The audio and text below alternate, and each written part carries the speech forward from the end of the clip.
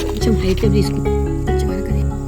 ఆ పైరగాలిని సింపను తాకి పాడేనే రాగాలు, ఈ నేల తల్లి పొట్ట సించుకొనొచ్చే పంటసేల మురిపాలు. మా గాని కురుల అంచు పచ్చంగా మారి మెరిసిపోవు అందాలు, ఆ కొండ కోనలల్ల పొద్దు బుడవంగా కదిలేనంట పాదాలు.